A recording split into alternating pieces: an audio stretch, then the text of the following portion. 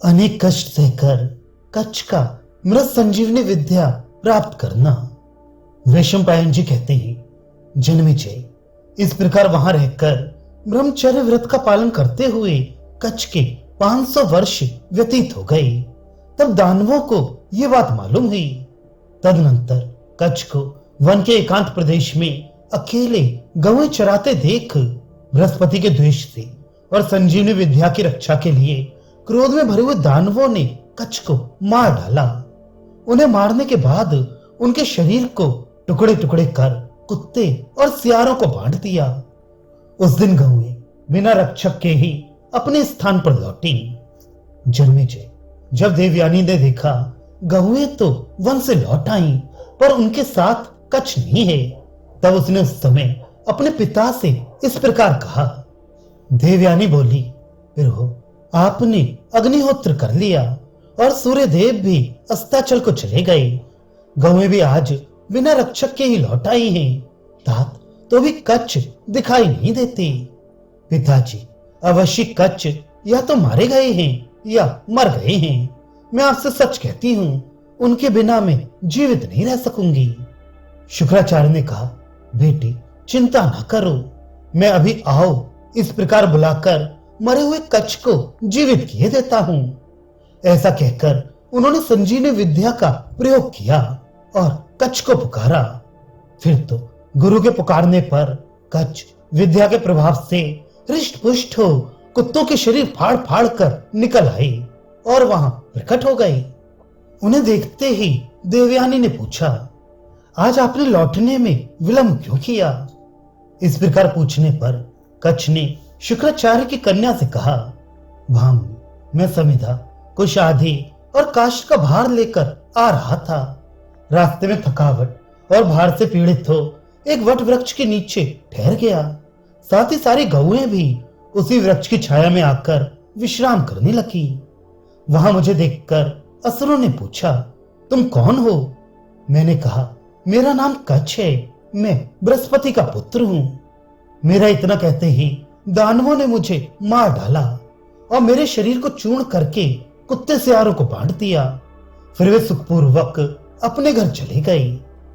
भद्रे फिर महात्मा भार्गव ने जब विद्या का प्रयोग करके मुझे बुलाया है, तब किसी प्रकार से पूर्ण जीवन लाभ करके यहाँ तुम्हारे पास आ सका हूं। इस प्रकार ब्राह्मण कन्या के पूछने पर कच्छ ने उससे अपने मारे जाने की बात बताई। तदनंतर पुनः देवयानी ने एक दिन अकस्मात कच्छ को फूल लाने के लिए कहा। विप्रवर कच्छ इसके लिए वन में गए। वहां दानवों ने उन्हें देख लिया और फिर उन्हें पीसकर समुद्र के जल में घोल दिया। जब उसके लौटने में विलंब हुआ, तब आचार्य कन्या ने पिता से पुनः यह बात बताई। विप्रवर शुक्राचार्य ने कच्छ का पुनः संजीवनी विद्या द्वारा आवाहन किया। इससे बृहस्पति पुत्र कच्छ पुनः वहां आ पहुंचे और उनके साथ असुरों ने जो बर्ताव किया था वह बताया। तत्पश्चात असुरों ने तीसरी बार कच्छ को मारकर आग में जलाया और उनकी जली हुई लाश का चूर्ण बनाकर मदिरा में मिला दिया तथा उसे ब्राह्मण शुक्राचार्य को ही पिला दिया। अब देवयानी पुनः अपने पिता से ये बात बोली, पिताजी कच्छ मेरे कहने पर प्रत्येक कार्य पूर्ण कर दिया करते हैं। आज मैंने उन्हें फूल लाने के लिए भेजा था, परंतु अभी तक वे दिखाई नहीं दिए। तात जान पड़ता है वे मार दिए गए या मर गए। मैं आपसे सच कहती हूं, मैं उनके बिना जीवित नहीं रह सकती हूं। शुक्राचार्य ने कहा, बृहस्पति के पुत्र कच्छ मर गए। बेटी मैंने विद्या से उन्हें कई बार जिलाया, तो भी वे इस प्रकार मार दिए जाते हैं। अब मैं क्या करूं? देवयानी तुम इस प्रकार शोक ना करो, रो मत। तुम जैसी शक्तिशाली स्त्री किसी मरने वाले के लिए शोक नहीं करती। तुम्हें तो वेद, ब्राह्मण, इंद्र सहित सब देवता, वसुगण, अश्विनी कुमार, दैत्य तथा संपूर्ण जगत के प्राणी मेरे प्रभाव से तीनों संध्याओं के समय मस्तक झुकाकर प्रणाम करते हैं। अब उस ब्राह्मण को जिलाना असंभव है।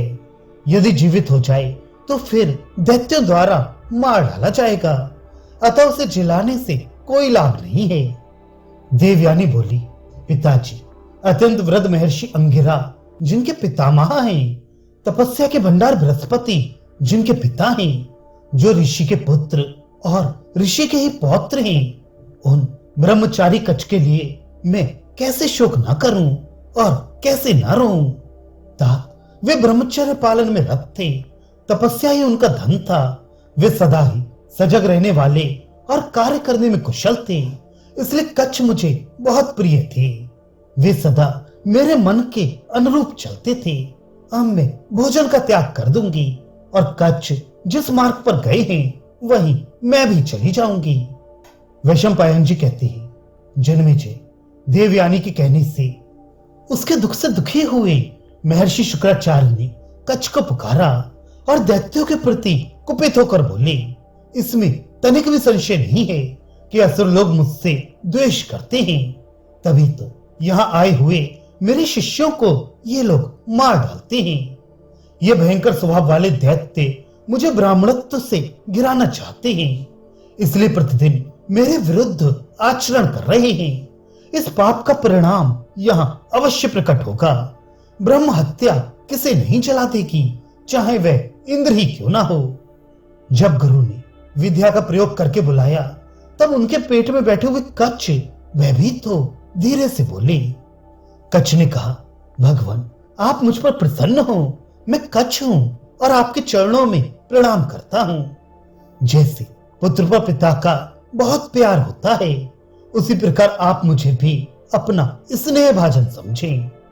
वैशंपायन जी कहते हैं, उनकी आवाज सुनकर शुक्राचार्य ने पूछा, विप्र किस मार्ग से जाकर तुम मेरे उदर में स्थित हो गए, ठीक ठीक बताओ।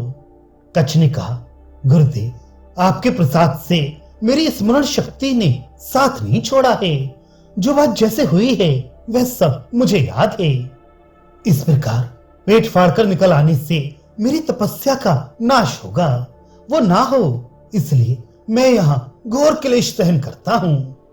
आचार्यपाद असुरों ने मुझे मारकर मेरे शरीर को जलाया और चूर्ण बना दिया, फिर उसे मदिरा में मिलाकर आपको पिला दिया। विप्रवर आप ब्राह्मी, आसुरी और देवी तीनों प्रकार की मायाओं को जानते हैं। आपके होते हुए कोई इन मायाओं का उल्लंघन कैसे कर सकता है। शुक्राचार्य बोले, बेटी देवयानी अब तुम्हारे लिए कौन सा प्रिय कार्य करूं। मेरे वध से ही कच्छ का जीवित होना संभव है। मेरे उदर को विदीर्ण करने के सिवा और कोई ऐसा उपाय नहीं है जिससे मेरे शरीर में बैठा हुआ कच्छ बाहर दिखाई दे। देवयानी ने कहा, पिताजी कच्छ का नाश और आपका वध ये दोनों ही शोक अग्नि के समान मुझे जला देंगे।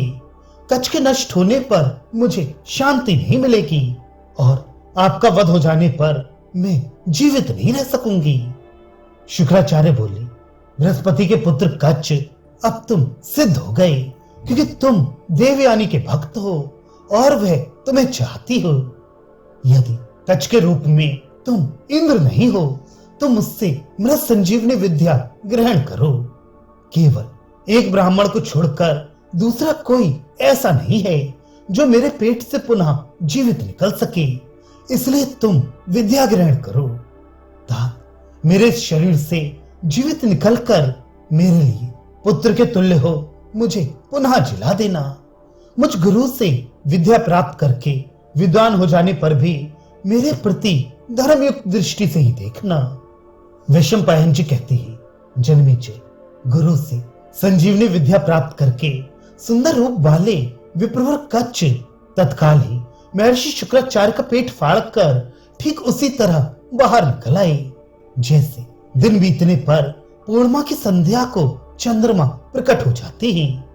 मूर्तिमान वेद राशि के तुल्य शुक्राचार्य को भूमि पर पड़ा देख कच्छ ने भी अपने मरे हुए गुरु को विद्या के बल से जिलाकर उठा दिया और उस सिद्ध विद्या को प्राप्त कर लेने पर गुरु को प्रणाम करके वे इस प्रकार बोले, मैं विद्या से शून्य था। उस दशा में मेरे इन पूजनीय आचार्य जैसे मेरे दोनों कानों में नृ संजीवनी विद्या रूप अमृत की धारा डाली है। इसी प्रकार जो कोई दूसरे ज्ञानी महात्मा मेरे कानों में ज्ञान रूप अमृत का अभिषेक करेंगे, उन्हें भी मैं अपना माता पिता मानूंगा, जैसे गुरुदेव शुक्राचार्य को मानता हूं। गुरुदेव के द्वारा किए हुए उपकार को स्मरण रखते हुए शिष्य को उचित है कि वह उनसे कभी द्रोह न करे। जो लोग संपूर्ण वेद के सर्वोत्तम ज्ञान को देने वाले तथा समस्त विद्याओं के आश्रयभूत पूजनीय गुरुदेव का उनसे विद्या प्राप्त करके भी आदर नहीं करते, वे प्रतिष्ठा रहित होकर पापपूर्ण लोकों नरकों में जाते हैं। शुक्राचार्य मदरापान से ठगे गए थे और उस अत्यंत भयानक परिस्थिति को पहुंच गए थे जिसमें तनिक भी चेत नहीं रह जाता। मदरा से मोहित होने के कारण ही वे उस समय अपने मन के अनुकूल चलने वाले प्रिय शिष्य ब्राह्मण कुमार कच्छ को भी पी गए थे। ये सब देख और सोचकर वे महानुभाव कवि पुत्र शुक्र कुपित हो उठे। मदरापान के प्रति उनके मन में क्रोध और घृणा का भाव जाग उठा और उन्होंने ब्राह्मणों का हित करने की इच्छा से स्वयं इस प्रकार घोषणा की, आज से इस जगत का जो कोई भी मंदबुद्धि ब्राह्मण अज्ञान से भी मदरापान करेगा वह धर्म से भ्रष्ट हो ब्रह्म हत्या के पाप का भागी होगा तथा इस लोक और परलोक दोनों में वह निंदित होगा। धर्म शास्त्रों में ब्राह्मण धर्म की जो सीमा निर्धारित की गई है उसी में मेरे द्वारा स्थापित की हुई ये मर्यादा भी रहे और यह संपूर्ण लोक में मान्य हो। साधु पुरुष ब्राह्मण गुरुओं के समीप अध्ययन करने वाले शिष्य देवता और समस्त जगत के मनुष्य मेरी बांधी हुई इस मर्यादा को अच्छी तरह सुन लें। ऐसा कहकर तपस्या की निधियों की निधि अपरमेय शक्तिशाली महानुभाव शुक्राचार्य ने देव ने जिनकी बुद्धि को मोहित कर दिया था उन दानवों को बुलाया और इस प्रकार कहा, दानवों तुम सब मूर्ख हो, मैं तुम्हें बता ही देता हूं।